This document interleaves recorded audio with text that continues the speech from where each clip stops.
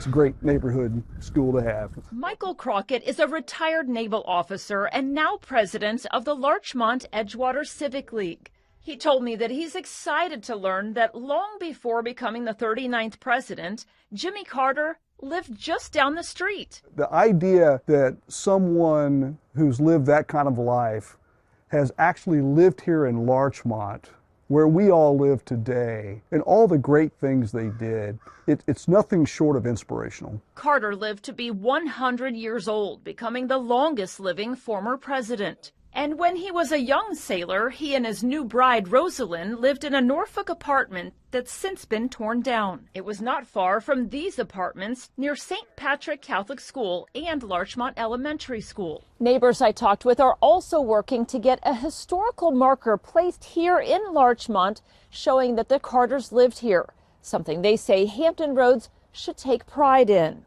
I want to put it out there on the main road. Bill Huber grew up in Larchmont. He loves learning more about the rich history here, and he told me that he actually met Jimmy Carter when he essentially crashed a neighborhood barbecue. I stepped out my door one day and heard noise and smelled food and went down to investigate. That's when he says he met Carter. He asked me to vote for him and poured me a beer. And looking ahead to Memorial Day as Larchmont plans its neighborhood parade, Crockett says it will be even more special. The parade starts here, meanders down the streets he and Rosalynn used to walk on, and ends at a nearby church. That will be first and foremost in the comments this coming May. And Carter's funeral services will span 6 days across 3 cities, and that will include Washington, D.C. The state funeral will be on January 9th.